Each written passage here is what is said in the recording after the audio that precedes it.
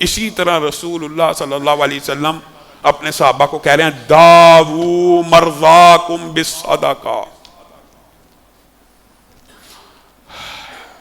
جب ہم یہ حدیثیں بیان کرتے ہیں یا کوئی وظائف بیان کرتے ہیں نا، تو ملحد لابی اور لبرل لابی کو بڑی تکلیف ہوتی ہے. وہ کہتے ہیں پھر ہسپتال بند کر دیتے ہیں، آپ کے وظائف کے ذریعے ہی کام چلتا رہے، کینسر کا علاج یہ ہے فلاں. یہ ان کی کل عقل ہے. اب اور خاص طور پہ کینسر کے جب بھی وظیفے کے بارے میں بات ہو نا، نیچے آپ کبھی کمنٹ پڑھ لیں، ایک دو ملحد ضرور پھیرے ہوں گے. اللہ کے بندے، جس کا علاج تمہارے پاس نہیں ہے، 4 سٹیج کا بندہ، ہم نے کب کہا علاج نہ کروائے؟ علاج کروائے. علاج کروانا بھی سنت ہے، لیکن جب ہر جگہ سے آزما لیا گیا، پھر اس چیز کو آزما لے تو آزمانے میں کیا مسئلہ؟ رسول اللہ صلی اللہ علیہ وسلم کہہ رہے ہیں داوو مرضاکم بالصدقہ، اپنی بیماریوں کا علاج کرو صدقے سے. اور قرآن و سنت سے دلائل دینے کی بجائے میں 2 واقعات آپ کے سامنے رکھتا ہوں رسول اللہ کی زندگی کے بعد کے، ایک عصر حاضر کا اور ایک سابقہ، عبداللہ ابن مبارک کا. عبداللہ ابن مبارک کے پاس ایک شخص آیا اور اس کے گھٹنے کے اوپر کینسر تھا، ناسور تھا.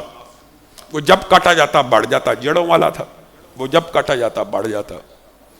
حکیموں نے، طبیبوں نے جواب دے دیا تو مر جائے گا، اب بس ریسٹ کر، یہ دوائیاں کھا جن سے درد نہ ہو، اور سکون سے بس اللہ کی طرف جانے کی تیاری کر.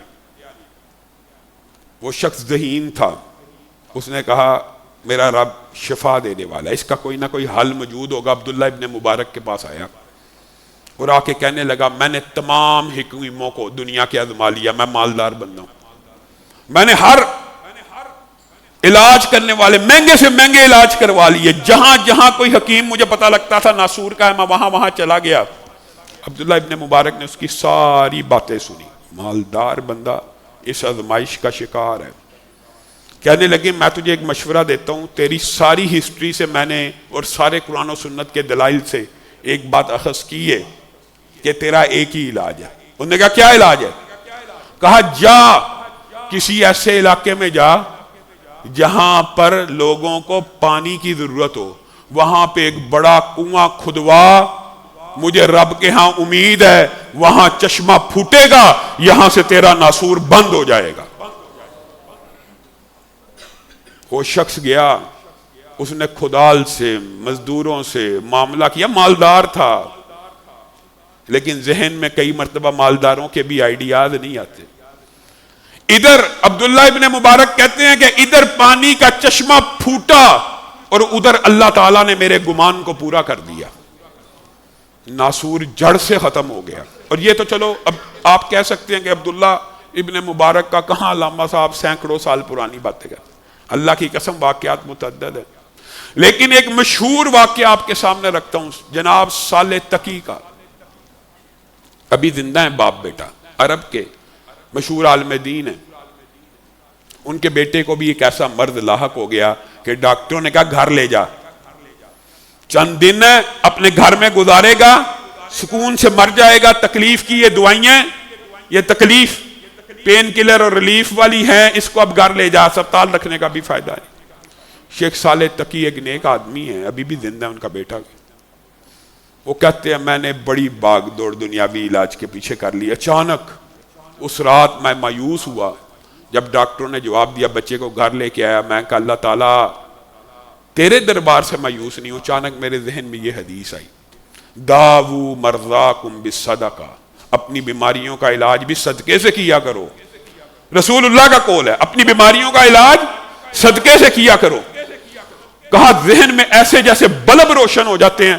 میں جیب میں پیسے رکھ کے پوری سڑکوں کے اوپر پھرنے لگا کہ کون ہے محتاج، کوئی مجھے مل جائے. کہتے نیت کر کے پیسے رکھ کے جیب میں رکھ کے باہر نکلا، پوری رات پھرتا رہا، کوئی محتاج بھکاری فقیر نظر نہ آیا. میں گھر آ گیا، میں گھر میں داخل ہو رہا ہوں، میرے پاؤں کے ساتھ ایک بلی لوٹ پوٹ ہو رہی ہے.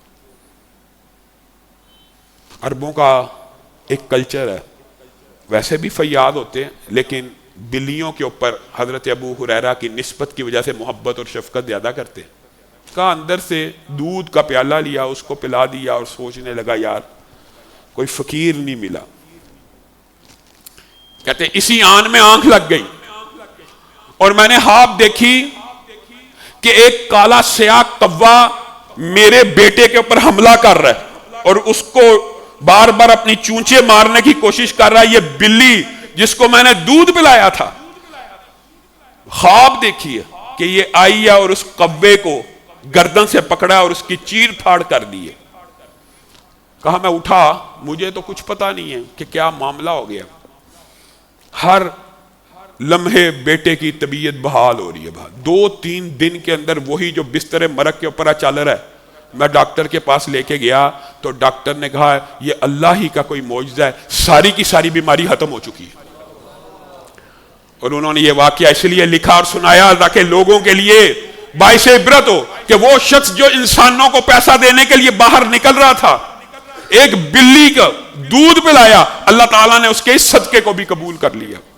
اور یہ حدیث سے بھی ثابت ہے کہ ایک کتے کو پانی پلانے والی اور ایک کتے کو پانی پلانے والا شخص صرف اس نیت کی وجہ سے کہ ہائے یہ جانور بھی اسی طرح پیاس میں مبتلا ہے جس طرح مجھے لگی تھی، اس نیت سے پانی پلانے والا جنت میں چلا گیا.